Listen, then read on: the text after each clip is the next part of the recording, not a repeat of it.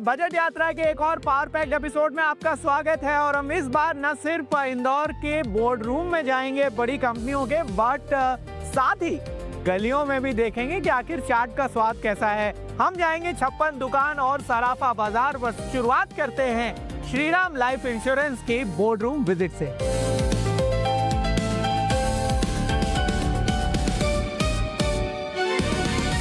Budget यात्रा की गाड़ी अब जाकर रुकी है श्रीराम लाइफ इंश्योरेंस कंपनी के दफ्तर में, और यहाँ पर हम जानेंगे इंदौर बेस्ड ये कंपनी की बजट से क्या उम्मीदें हैं, खुद एमडी एंड सीईओ से।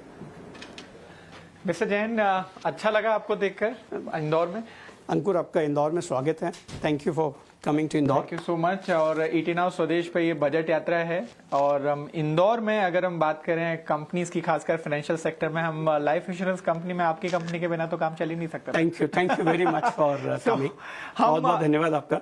इस शो में हम चर्चा करते हैं खासकर बजट में क्या उम्मीदें हैं इस बार, तो उस पर अगर आप बात करना चाहें कि इस बार के बजट में पर्टिकुलरली लाइफ इंश्योरेंस कंपनियों के पॉइंट ऑफ व्यू से आपको क्या लगता है कि क्या उम्मीद है?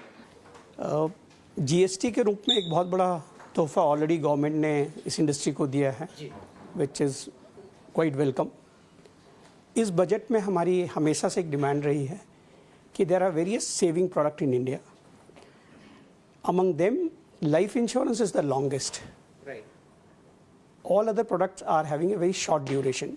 तो लॉन्ग टर्म और शॉर्ट टर्म प्रोडक्ट्स में थोड़ा डिफरेंशिएशन होना चाहिए। सो while GST has given a good affordability point to the customer, this tax regime will help customer to buy life insurance. The demand will go up. So our expectation from the government in this budget is if they can enhance the limit or give a better tax rebate for life insurance as well as for pension plan. Because in India, as the life expectancy is going up, the pension is also going to be huge market. And currently it's taxable. So if that can also be worked out, it can add a big volume and it will be win-win for both company, customers and the country as a whole. तो मतलब insurance industry के लिए खाना तो परोसा जा रहा है, लेकिन ये थोड़ी सी मिठाई और हो जाए तो काफी बेहतर और ये मिठाई की बहुत ज्यादा जरूरत है। तो ये स्वीटनर की आपने बात जरूर की, लेकिन उसके पहले मैं खाने की बात कर लेता हूँ। जैसे आपने जीएसटी की बात की, वहां पर 0% ऑलरेडी ये जो तोहफा दिया है, उससे कितना फायदा कंपनी को मिल रहा है, और मैं फिर नुकसान की तरफ भी आऊंगा। इसका पूरा फायदा कस्टमर को मिल रहा है। कस्टमर को लाइफ इंश्योरेंस और other insurance product, in life insurance पर 18% चीपर हो गए हैं, और ये पूरा बेनिफिट कस्टमर को पास ऑन किया है। सो कस्टमर के लिए लाइफ इंश्योरेंस खरीदना अफोर्डेबिलिटी पॉइंट ऑफ व्यू से बहुत सस्ता हो गया है, और मैं चाहूँगा कि ज़्यादा से ज़्यादा कस्टमर्स इंश्योरेंस खरीदें, बिकॉज इंश्योरेंस का जो प्रोटेक्शन गैप जिसको हम बोलते हैं वो बहुत ज़्यादा है। तो ये ज़रूरत है। When it comes on the company, companies are at, because now we have pressure on a margin by around 4 to 5%. The various estimates are there because now we will not get any the credit, so from that angle. जी बिल्कुल। तो ये जो ITC का impact है particularly, ये आपको कब तक लगता है नॉर्मलाइज हो जाएगा अगर हम वॉल्यूम से इसको सबसेट करें तो? वॉल्यूम से it will take a little longer time to get subset, because आज भी द प्रीमियम इंडिया में सबसे सस्ते हैं। India is one of the most competitive market when it comes on the premium, and the margins of life insurance companies are not very high. So 3 to 4% is a big dent on the company, and it will take a slightly longer period. बिल्कुल। लेकिन हम बाकी जो योजनाएं हैं उसकी अगर हम बात करें, हम ओपन आर्किटेक्चर जो गवर्नमेंट का एक आइडिया बोल भी चुका है पहले कि ये किसी योजना है, हालांकि इस पे अभी तक फॉर्मलाइज होना बाकी है, कुछ कंपनियों ने विरोध भी किया है। आपका क्या मानना है, क्या इससे फायदा होगा? मैं ऑलवेज इसका सपोर्ट में रहा हूँ। मैं पिछले 25 साल से इस इंडस्ट्री में हूँ। Open architect will benefit everybody. सबसे ज़्यादा बेनिफिट कस्टमर को होगा, बिकॉज कस्टमर के पास वाइडर चॉइस होगी, एंड एजेंट भी सारे प्रोडक्ट कस्टमर को फिर बता सकता है। तो it should happen. There is a need for a consensus in the industry. At various forums the discussions are happening, but if it happens, ये बहुत अच्छा स्टेप रहने वाला है।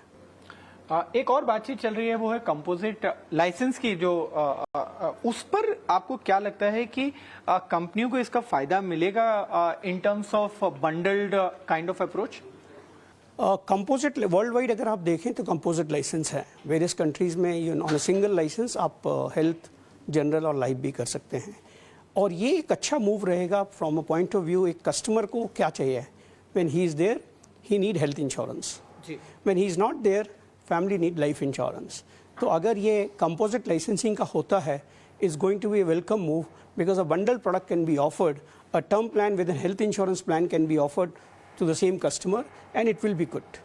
एक और जो बिल लंबित है, अभी हम अगर पार्लियामेंट में बात करें इंश्योरेंस के लेके, और उम्मीद की जा रही है कि शायद वो बजट सेशन में आ सकता है, वहां पर एक वैल्यू एडेड प्रोडक्ट्स की भी बात की गई है।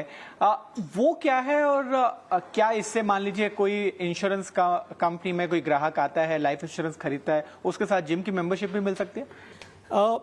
काफ़ी मॉडल्स हैं। There are companies in the world who are selling this bundled product, कि अगर आप जिम में जा रहे हैं रेगुलर, अगर आपकी हैबिट है तो आपके प्रीमियम पे आपको डिस्काउंट मिलता है। इंडिया जैसे मार्केट में इसको आने में थोड़ा समय लगेगा, because customer awareness is very important. आज की डेट में सबको मालूम है इंश्योरेंस लेना है, but this is a fact that the insurance penetration is just around 4%, which is quite low. चूंकि लोगों की इनकम बढ़ रही है, लॉन्ग टर्म सेविंग मेंटलिटी, और गवर्नमेंट अगर ये टैक्स बेनिफिट देती है तो लॉन्ग टर्म सेविंग लोग करेंगे, और जो प्रोटेक्शन गैप है, बिकॉज इंडिया में कोई सोशल सिक्योरिटी नहीं है, तो insurance is very important, and more than insurance pension is also important. तो अगर ये दो रिफॉर्म्स गवर्नमेंट और करती है, और इतना बड़ा मार्केट है, because this is the only industry, 2001 में ये प्राइवेटाइज हुई थी, 2000 में प्राइवेटाइज हुई थी, और पिछले 25 साल से This is the only industry which is growing at a CAGR of 12 to 15%. और अगले 20 साल भी इस इंडस्ट्री का जो प्रोडक्शन है वो 10 to 12% का है। तो मार्केट है, पोटेंशियल है। If the government can do these tax reforms, it will really help.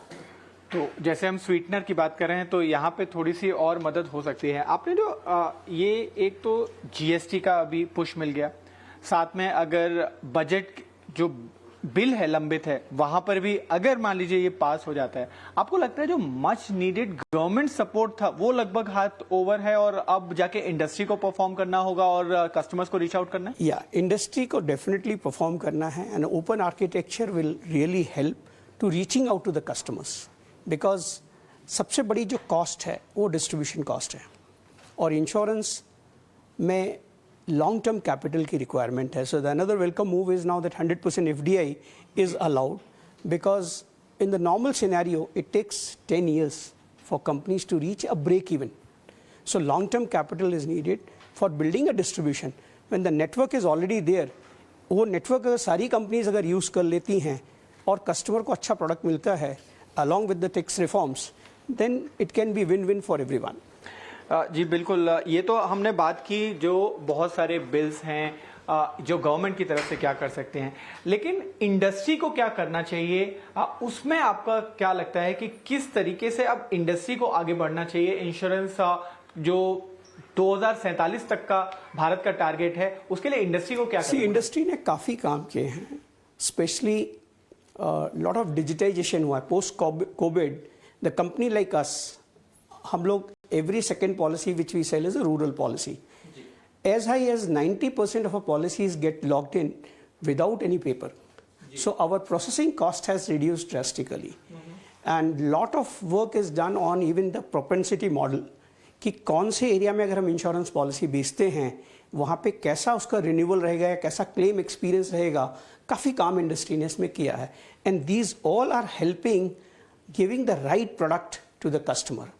Because अगर कस्टमर को जो प्रोडक्ट चाहिए है और वही प्रोडक्ट अगर हम देते हैं तो कस्टमर की लॉन्ग टर्म लॉयल्टी बिल्ड होती है।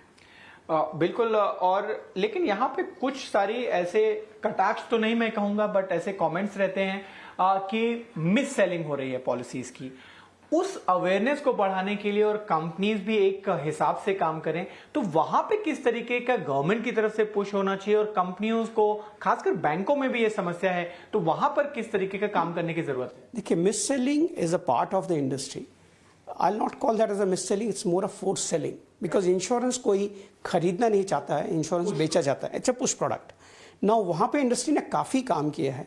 फर्स्ट जो प्रपोजल फॉर्म हम भरवाते हैं उसमें कस्टमर से एक एक चीज़ पूछी जाती है, and then after that only customer science, and generally we encourage that the customer should fill up the proposal form.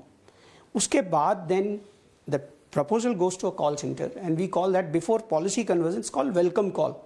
Customer से हर चीज़ पूछी जाती है एंड इट गेट रिकॉर्डेड। उसके बाद भी अगर कस्टमर को पॉलिसी मिल गई, उसके पास 15 दिन का फ्री लुक इन का टाइम है कि अगर पॉलिसी उसने उसको जो बताई और जो उसको मिली है, अगर उसमें कहीं कोई डिफरेंस है तो 15 दिन के टाइम में वो कंपनी को कॉल कर सकता है और कंपनी उसका पूरा पैसा रिफंड करती है। That's a rule. उसके बावजूद भी मिस सेलिंग होती है, और as and when those complaint comes we take very seriously, because insurance is a business of trust and it's a product जो कस्टमर के ना रहने के बाद ऑनर होना है। तो we are not in favor, and nobody is in favor that even a single policy should get missold, and we are working. It's a continuous journey. Over a period of time, I'm sure when the market get matured, it will get reduced further. जी, अगर हम आपके company की particularly बात करें तो एक बड़ा investment हुआ है ग्रुप लेवल पे। आपको लगता है इससे ग्रुप लेवल पे जब इस तरीके का पैसा आता है तो लाइफ इंश्योरेंस कंपनी को भी फायदा होगा? Definitely, an investor like this will definitely help the sentiment for the overall group, and our promoters are Sriram Group, and this is an investment which is not big for the group, it's big for the country as well, and investment of this tune will always improve the sentiment within the group. It has improved, outside the group also it will definitely improve. आपकी company की हम particularly बात करें, आपने किस तरीके के मानक अपने लिए टारगेट तय कर रखे हैं अगले, अगर मैं 2 से 3 साल की बात करूं? देखिए, ये जैसे मैंने बोला, इंडस्ट्री पिछले 20 साल पुरानी कंपनी है, इंडस्ट्री 25 साल पुरानी है। पिछले 3 साल से हमारी कंपनी की ग्रोथ 40% है, when the industry is just growing by 15%, and our written vision for 2030 is there that next 3 years or next 5 years we will grow at a CAGR of 25 to 30%. So every year we have to beat the industry growth, and we are currently at number 7 position on number of policies, and on premium we are 13th. We look forward to have on number of policies top 5 positions, and on premium among the top 10 positions. So that's what is we are looking, but more important that our founder chairman always says that we should reach out to the common man of India. Insurance की सबसे ज़्यादा जो ज़रूरत है वो आम आदमी को और गरीब को ज़रूरत है। तो how we can build a distribution which is affordable yet reaches to the person who really requires, and that's what we are busy in doing it. Geographical presence की अगर हम बात करें, हम चूंकि इंदौर में हैं और आपसे जुड़े हुए हैं, वहां पर हमारी बजट यात्रा भी अलग अलग जगह इसी तरीके के शहरों में जा रही है। तो मैं समझना चाहूंगा इंश्योरेंस को इन सारे शहरों और खासकर गांव तक पहुंचाने के लिए क्या और कदम होने चाहिए, और आपकी कंपनी उसके लिए क्या प्रयास है? मेरे हमेशा रेगुलेटर से ये रिक्वेस्ट रहती है कि companies who are going in the rural market, Indore तो बड़ा शहर है, मध्य प्रदेश में हमारे 60 सेंटर्स हैं। So probably after LIC if any other company is having this type of rural network is Shriram. तो मेरा हमेशा ये रहता है कि इन जगह पे लोग खरीदना चाहते हैं, एक अच्छे एडवाइज़र का बेस हो, एजेंट्स का बेस हो और अच्छे प्रोडक्ट्स हों, और अगर ये ओपन आर्किटेक्ट हो जाता है तो then definitely this will help in reaching out much faster. जो ग्रोथ हम अगले 10 साल में अचीव करेंगे या जो पेनिट्रेशन 10 साल में अचीव करेंगे, by this step alone it can reach in a much shorter period.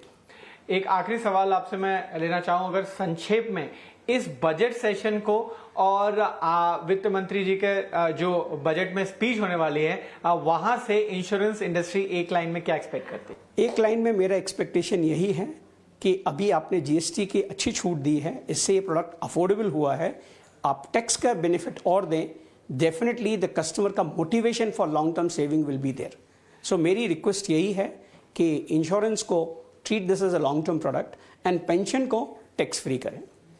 तो बिल्कुल ये जो रिक्वेस्ट है वो आ रही है यहाँ पर श्रीराम लाइफ इंश्योरेंस कंपनी की तरफ से। मनोज कुमार जैन जी बता रहे हैं। हमसे बहुत बहुत शुक्रिया बातचीत करने के लिए, और उम्मीद करते हैं कि वित्त मंत्री जी जो हम सिटी सिटी में जाके बात कर रहे हैं अलग अलग लोगों से, वो बात सुनेंगी और शायद हम जब ये बजट पेश होगा तो उसको कार्यान्वित होते हुए भी देखेंगे। Thank you very much ET for this initiative, specially जो आप टियर 2 टाउन्स में आए हैं, ये it's really a very welcome move, because Bharat stage only in the tier 2 and tier 3 towns only. So life is much beyond Bombay and Delhi is there in these small cities and towns. So thank you very much for this initiative. Thank you so much. Thank you.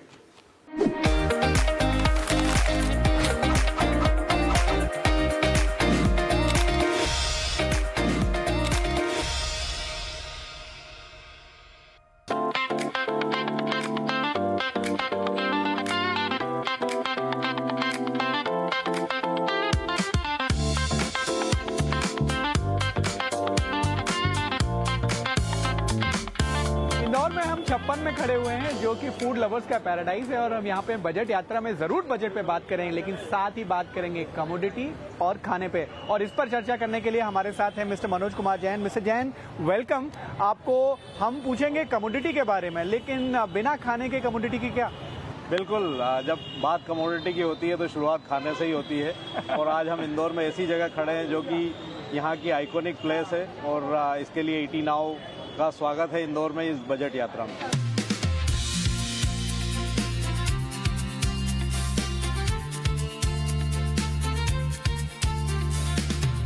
Manoj ji, हम जानना चाहते हैं कि यहाँ पर हम खड़े हैं, वो जरा फूड लवर्स पैराडाइज है, लेकिन कमोडिटी में इस बार बजट में क्या एक्सपेक्टेशंस है?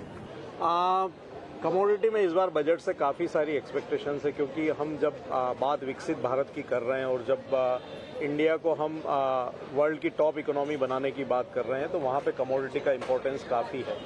सबसे बड़ी जो एक्सपेक्टेशन इस बार कमोडिटी मार्केट को बजट से है, वहाँ पे जीएसटी के रैशनलाइजेशन को लेकर के एक बड़ी हम कह सकते हैं कि यहाँ पे रिक्वायरमेंट है। जिस तरह से हम देखते हैं कि जब कमोडिटीज़ में आप डिलीवरी लेने के लिए जाते हैं अलग अलग एक्सचेंजेस पे, तो वहाँ पे जीएसटी भी लगता है, आईजीएसटी भी लगता है, तो इसलिए जीएसटी का रैशनलाइजेशन बहुत ज़रूरी है, ताकि हम यहाँ पे जो कमोडिटी मार्केट है उनको और वाइब्रेंट बना सकें, और जो एंटायर वैल्यू चेन है, जब हम इंडस्ट्रियलाइजेशन की बात कर रहे हैं, या हम विकसित भारत की बात कर रहे हैं, या जब हम वर्ल्ड की टॉप इकोनॉमी की बात कर रहे हैं, तो उसमें ये एक सबसे बड़ी एक्सपेक्टेशन इस बार बजट से है कि वहाँ पे जो जीएसटी है उसका कमोडिटी एक्सचेंजेस के लिए रैशनलाइजेशन किया जा सके, ताकि कोई भी स्टेट में कोई भी यहाँ पे कमोडिटी में डिलीवरी लेना चाहे तो उसको डिलीवरी लेने में आसानी हो। बिल्कुल, हम इसको और भी आगे समझना चाहेंगे, लेकिन अभी सोने चांदी के भाव बहुत बढ़ गए। अभी कमोडिटी पे बड़ा फोकस हो गया इस साल। अगर हम बात करें, रेगुलेटर ने उसने भी काफी ध्यान दिया है। तो मैं समझना चाहता हूं, अगर हम इस पूरे एग्री बास्केट को समझना चाहें, वहां पे आपको क्या लगता है कहां पर सबसे ज्यादा ध्यान देने की जरूरत है? देखिए, कमोडिटीज की जब हम बात करते हैं तो एग्रीकल्चर कमोडिटीज जो है, हम कह सकते हैं कि वो भारत का बेस है, और हम देखते हैं कि आज़ादी के समय से ही भारत जो है एक एग्रीकल्चर इकोनॉमी रहा है। ऐसे में जब हम एफपीओ को बढ़ावा देने की बात कर रहे हैं, हम इंस्टीट्यूशंस को यहाँ अलाउ करने की बात कर रहे हैं, तो ऐसे में सबसे पहले जो कुछ कमोडिटीज़ को गवर्नमेंट ने इन्फ्लेशन के चलते बैन किया था, उनको वापस से रीस्टोर करने की ज़रूरत है, ताकि यहाँ पे जो एंटायर वैल्यू चेन है उसका कॉन्फिडेंस कमोडिटी मार्केट में लौटता हुआ नजर आए। बिल्कुल मनोज जी, हम इस चर्चा को आगे रखेंगे, लेकिन हम चाट की दुकान पे पहुंच चुके हैं। यहाँ पे बिना चाट खाए तो नहीं जाना चाहिए। बिल्कुल। तो क्या खा रहे हैं हम आज? आज हम इंदौर की जो सबसे फेमस विजय चाट पे खड़े हैं, और यहाँ हम पेटिस लेंगे, जो कि यहाँ की एक आइकॉनिक डिश है।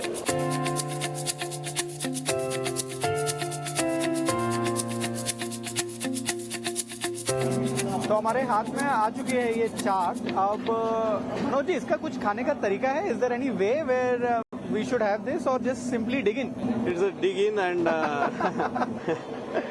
Okay, so we start with our patties chaat. Yes, is the name patties chaat. It looks quite yummy and fluffy, but if you talk about budget, especially in agri commodities that we were discussing, Which are the areas where government needs to pay some kind of attention according to you? Because we are on the budget yatra and the budget is around the corner. So this time we have a budget expectation from the government that the banned agriculture commodities has to be restored. So it will return the confidence of entire value chain of the agriculture commodity basket. When we are talking about the Viksit Bharat and industrialization, making India top economy in the world, so it has to be there. The banned agriculture commodities have to restored again, so it will make the confidence of entire value chain. Then the allowance of the institution in the agriculture commodities, so it will provide ample liquidity in the market, and this is the very much need expectation from the government in this budget. Perfect. We'll continue this discussion, but I think I can't stop to have this delicacy from Indore. We'll have more discussion on commodities and what are the expectations this time in Sarafa Bazaar now. Budget यात्रा में इस bar chart पे चर्चा होने वाली है। मेरे हाथ में जो आप देख रहे हैं वो है पेटी चार्ट। तो मनोज जी हमारे साथ हैं, जिसमें हम चर्चा न सिर्फ इक्विटीज करेंगे बल्कि कमोडिटीज की बात करने वाले हैं। इस बजट में क्या आ सकता है? 56 दुकान बंद होने के बाद ईटी नाउ सराफा बाजार पहुंचता है। दिन के समय सराफा एक पारंपरिक ज्वेलरी मार्केट है और रात होते ही ये इलाका एक मशहूर फूड स्ट्रीट में तब्दील हो जाता है। हर तरफ लंबी कतारें दिखती हैं और भारी भीड़ उमड़ती है। 56 के बाद अब हम आ गए हैं सराफा बाजार में, जहां पर आप देख ही सकते हैं मिडनाइट है लेकिन रौनक पूरी है। यहाँ पर दिन में तो सराफा बाजार रहता है, लेकिन रात में यहाँ पे खाने पीने के शौकीन आ जाते हैं। और गाइड करने के लिए हमारे साथ मनोज कुमार जी बने हुए हैं। मिस्टर जैन, हम ज़रूर यहाँ पे जो भी स्वादिष्ट व्यंजन है उनकी बात करेंगे, लेकिन उससे पहले हम जो बात कर रहे थे बजट में, तो ज़रूर इस बार उम्मीद रहेगी गोल्ड और सिल्वर वाले निवेशकों को, लेकिन अगर हम 2025 की बात करें तो काफ़ी अच्छा रिटर्न मिला है यहाँ पर। यहाँ पर आपको क्या लगता है कि इस साल लोगों को अभी भी उम्मीद रखनी चाहिए? क्योंकि 2025 तो अच्छा गुजर गया, लेकिन सेम रन रेट हमेशा कंटिन्यू नहीं होता है। बिल्कुल सेम रन रेट कंटिन्यू नहीं होता है, लेकिन अभी भी वर्ष 2026 में भी सोने और चांदी से काफ़ी उम्मीदें हैं। जिस तरह से हम देख रहे हैं कि यहाँ पे जो मजबूत ग्लोबल फंडामेंटल्स बने हुए हैं, तो उसके चलते वर्ष 2026 में भी सोने और चांदी में यहाँ पे पॉजिटिव रिटर्न्स बन सकते हैं। हमारा मानना है कि अभी भी यहाँ से काफ़ी कुछ गुंजाइश है। निवेशकों को सोने और चांदी में निवेशित रहना चाहिए।